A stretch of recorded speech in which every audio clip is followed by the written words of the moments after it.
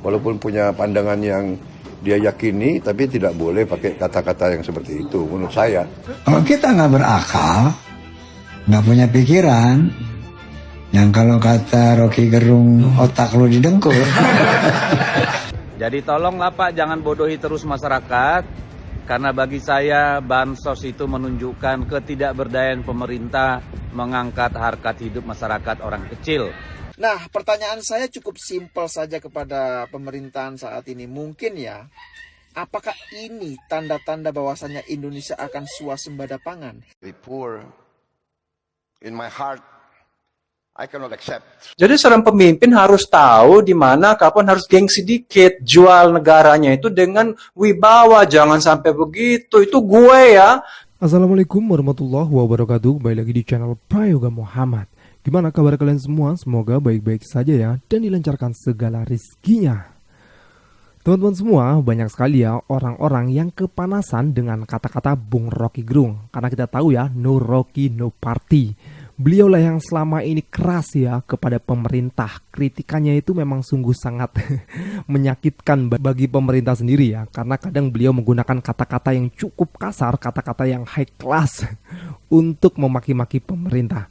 Nah, akhir-akhir ini beliau mengatakan bahwasanya presiden ke-8 itu yang akhirnya membuat reaksi banyak orang, banyak politikus juga yang menginginkan Bung Rocky Gerung untuk minta maaf dan mencabut kata-katanya. Teman-teman semua, kali ini ya Pak Prabowo sendiri yang menanggapi hal itu. Ya walaupun ini tahun-tahun yang lalu ya, tapi oke lah kita lihat dulu nanti videonya. Begitupun dengan Bung Kodari yang sepertinya kepanasan juga dengan kata-kata Bung Rocky Gerung sampai beliau menyindir Bung Rocky Gerung di podcastnya Bung Deddy Corbuzier. Dan nanti juga ada video yang dimana Bung Rocky Gerung mengkuliti tema debat dari Bang Hotman Paris. Coba bayangkan sekarang bagaimana nantinya kalau Bang Hotman Paris berdebat dengan Bung Rocky Gerung. Wah, jelas kalah jauh ya teman-teman semua. Oke teman-teman semua, langsung saja kita lihat videonya. Saya kira itu ya keliru ya menurut saya ya, secara seorang intelektual, seorang akademisi, walaupun punya pandangan yang dia yakini, tapi tidak boleh pakai kata-kata yang seperti itu menurut saya. Saya masuk kabinet, saya lihat Pak Jokowi dari dekat, saya menterinya beliau, saya melihat keputusan-keputusan beliau, saya lihat pengarahan-pengarahan beliau, semuanya untuk kepentingan bangsa dan rakyat. Ya secara, tapi saya kira beliau Pak Rocky Gerung saya kira juga sebagai apa ya, sebagai akademisi, sebagai ahli filsafat, seharusnya ya tidak seperti itu.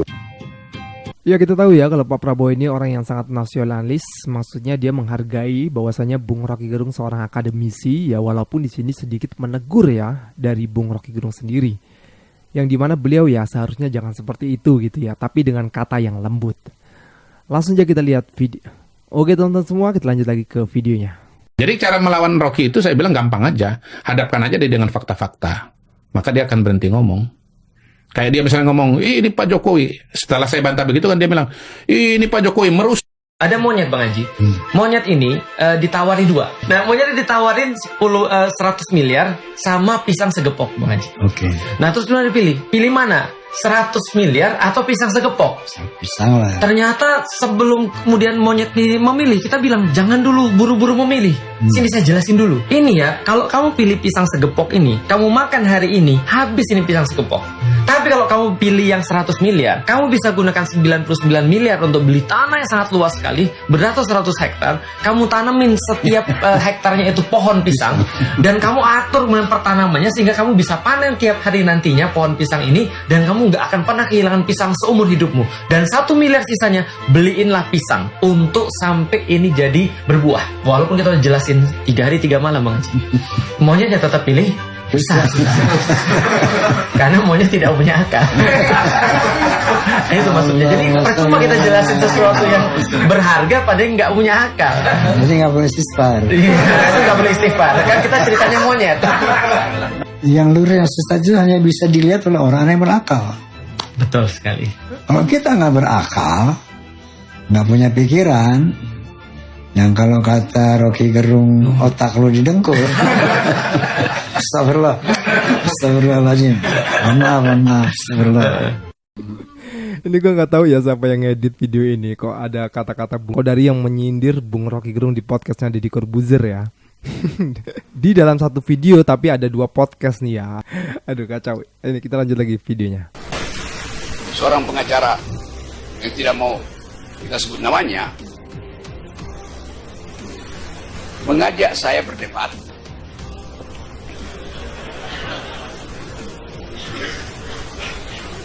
Judulnya dia bikin sendiri, mari berdebat tentang aspek hukum dari keputusan Mahkamah Konstitusi. Masuk akal nggak tema itu? Aspek hukum dari keputusan Mahkamah Konstitusi. Keputusan Mahkamah Konstitusi sendiri adalah keputusan hukum. Lalu aspek hukum dari hukum apa? Coba bayangkan cara berpikirnya. Kalau dia minta debat, mari kita berdebat tentang aspek hukum dari keputusan Mahkamah Konstitusi yang adalah keputusan politik. Nah itu masuk akal. Aspek hukum dari keputusan politik itu. Atau aspek politik dari keputusan hukum itu. Kan begitu mesti debatnya kan. Kalau masih mendebatkan aspek hukum dari keputusan hukum, itu sama dengan jeruk, nanam jeruk, ngupas jeruk, lalu dia minum sendiri jeruknya. Ya, Anda bayangkan bagaimana kita melayani perdebatan akademis. Bikin kalimat kacau. Artinya epistemologinya tidak bekerja. Nggak usah soal ontologinya tuh. Aduh, kena sekali nih Bang Oton Paris ya. Jadi kalau menurut netizen, nggak mungkin lah Bang Oton Paris itu bisa melawan Bung Rocky Gerung ya. Beliau dari memilih tema debatnya saja sudah dikuliti oleh Bung Rocky Gerung yang dianggap itu salah total. Oke teman semua, kita lanjut lagi ke videonya.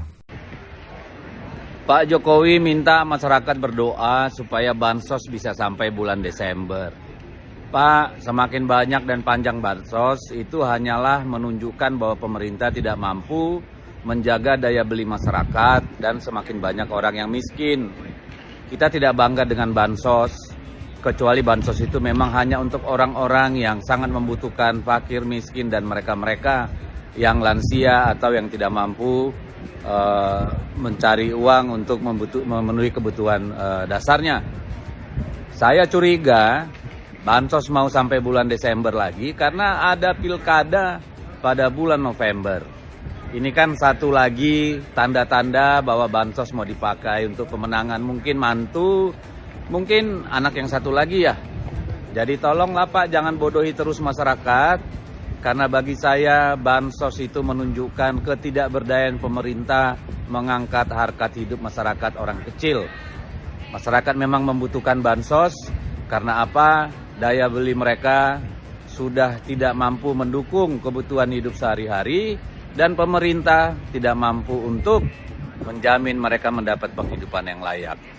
Doa saya, semakin sedikit orang yang menerima bansos, semakin banyak orang bisa bekerja mendapat upah yang layak untuk memenuhi kebutuhan keluarga. Menyedihkan Pak, kalau bansos terus-terusan dan semakin banyak orang yang menerima, artinya ekonomi kita sedang jelek, dan saya curiga mau dipakai lagi untuk kepentingan pribadi dan keluarga.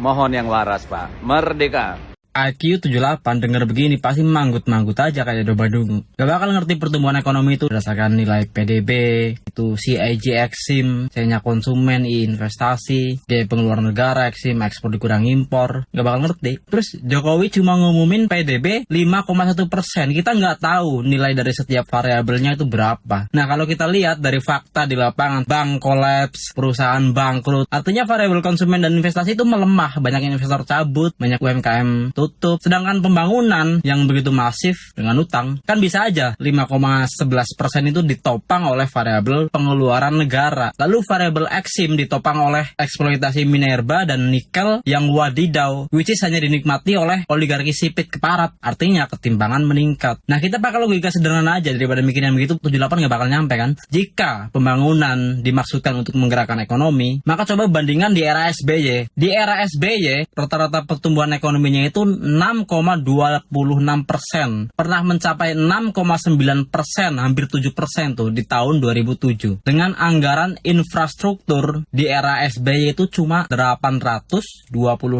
T. Sedangkan Jokowi hanya mencapai rata-rata 4,26% dengan anggaran infrastruktur yang mencapai 2.779 triliun. Ini anggaran sampai 2022. Kalau kita genepin sampai 2024 mungkin bisa 3.000 triliun lebih itu. Pembangunannya begitu masif plus udah mewarisi pembangunan daerah SBY cuma 4,26% rata-ratanya.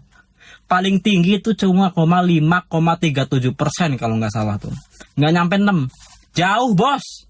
Oh itu kan karena di era Jokowi ada COVID. Di era SBY juga ada flu burung, flu babi, gempa Jogja, tsunami Aceh. Coba kalian yang IPK-nya 2,3 atau yang IQ-nya 78, nyampe nggak batunya? Lo, gak bahaya ta? Jujur saja ya, saya kaget ketika membaca berita ini. Jadi ya ternyata selama ini Indonesia masih impor cabai dan bawang putih dari Singapura. Dari negara yang besarnya itu, luas wilayahnya tidak lebih besar daripada DKI Jakarta. Nah, pertanyaan saya cukup simpel saja kepada pemerintahan saat ini. Mungkin ya, apakah ini tanda-tanda bahwasannya Indonesia akan swasembada pangan? Ya siapa tahu kan. Ya oke, jadi itu tadi permasalahan terkait impor cabai dan bawang putih. Nah sekarang ini ada juga statement dari Presiden Jokowi yang terkait dengan harga beras. Jadi beliau itu mengatakan bahwasannya kenaikan harga beras di Indonesia itu tidak setinggi negara lain. Nah beliau mengatakan ya masih patut disyukuri loh. Lah ini juga gak bahaya Pak. Padahal ya kalau menurut data Indonesia itu salah satu negara yang termahal harga berasnya. Nah ini saya kasih datanya. Nah ini datanya, harga beras Indonesia termahal di Asia Tenggara. Jadi kalau Pak Jokowi tadi mengatakan bahwasanya harga beras di Indonesia itu masih patut disyukuri atau tidak terlalu mahal dibandingkan negara lain, maka pertanyaannya, itu dibandingkan dengan negara mana? Apakah negara Wakanda? Poor. In my heart, I cannot accept. Jujur boleh aja sih, tapi jangan terlalu gamblang dikatakan bahwa Wakanda ini kismin. Dia tidak bisa menerima. Di segmen yang lain dia mengatakan bahwa kelaparan, banyak orang gak bisa makan, makanya butuh makan siang gratis dan minum susu. Sampai si hostnya ini mewakili forum ekonomi internasional, jadi seluruh dunia menyoroti Wakanda. Ujung-ujungnya kan ini jualkan Wakanda kismin. Ya adalah bahasa politik yang lebih halus, seperti saya ingin menyejahterakan rakyat Wakanda. Ya jangan dibilang lah kami ini kismin-kismin banget gitu. Saya kalau jadi presiden gak bakal mau sejujur itu. Ya memang jujur ini kan dapur kotor kita, ya orang tahu sih, tapi jangan terlalu diungkapkan. Artinya kan selama ini gagal, apalagi katanya bahwa sukses pemerintahnya Pak Lurah, sukses ekonomi maju, kemiskinan makin menurun, semua kita angka 7% pertumbuhan ekonomi 10%. Gimana sih, gue sih kagak ngerti ya kok bisa sampai sejujur itu. Tapi ya sudahlah. Artinya dijual kan ya mungkin ini adalah upaya untuk cari investor ya mungkin ngemis-ngemis di luar negeri. Hey, negara kami tuh kismin, nih foto-foto nih orang kismin gak bisa makan, ayo sumbang duit. Sama ke yayasan-yayasan yang saya kenal di sini kan, yang mengatasnamakan agama, pakai foto-foto orang kismin kelaparan, duit datang dari luar negeri, dari NGO-NGO, dan dari investor luar negeri kepada NGO lokal, nah akhirnya ditilep. Jadi saya sebagai orang Wakanda malu ya, makanya nggak heran kenapa teman saya di Itali, di Eropa bilang, itu Wakanda kismin ya. Mereka pikir saya itu tinggal di gubuk gitu, dan mereka nggak tahu Jakarta seperti apa. Mereka tanya, kamu di sana makan apa, ada daging nggak? Saking Wakanda itu nggak dikenal, karena promosinya Wakanda kismin, padahal koruptornya banyak banget gitu ya. Ya kita boleh lah ngomongin kejujuran, tapi ini sama aja menginjek pemerintahan yang sudah ada. 10 tahun tidak ada kemajuan. Orang kelaparan, masa jual marketingnya, brandingnya Wakanda kelaparan. Gue sih malu ya, malu banget. Kalau orang politikus masih memiliki kata-kata yang lain yang bisa lah diksi-diksi yang lebih gimana ya, yang tidak menjatuhkan Wakanda di luar negeri. Dengan cara ini kan menjatuhkan Wakanda. Saya malu sebenarnya. Makanya kalau kalian bilang mengatakan, lo kalau nggak suka jadi Wakanda, lo pulang aja ke negeri lo. Ya dijual seperti ini ya malu lah, ya geng sedikit lah. Sama hanya kamu tuh punya orang tua, bapak lo tuh ngomong, iya kami tuh kismin ngutang, istri gue tuh ngutang, anak gue nggak makan. Ya malu lah, bilang aja kami butuh, ya gitulah. Ya dong, keluarga kan juga punya harga diri, gengsi dikit lah. Jadi seorang pemimpin harus tahu di mana kapan harus gengsi dikit, jual negaranya itu dengan wibawa, jangan sampai begitu. Itu gue ya. Tapi kalau lo suka ya teruskan, ngemis di mana-mana ngemis, bansos ngemis, antri ngemis, keluar negeri ngemis. Nggak mau. Ya, ada benernya juga sih kata Bang WNI ini. Gue sih setuju ya, harusnya negara lain juga mengenal negara Indonesia itu negara yang super power lah. Keinginan sih seperti itu. Oke teman-teman semua, gue rasa cukup. Jangan lupa untuk komen dan kritikan kalian di bawah ini. Jangan lupa juga untuk like, subscribe channel ini. Sekian dari gue, Muhammad. Wassalamualaikum warahmatullahi wabarakatuh.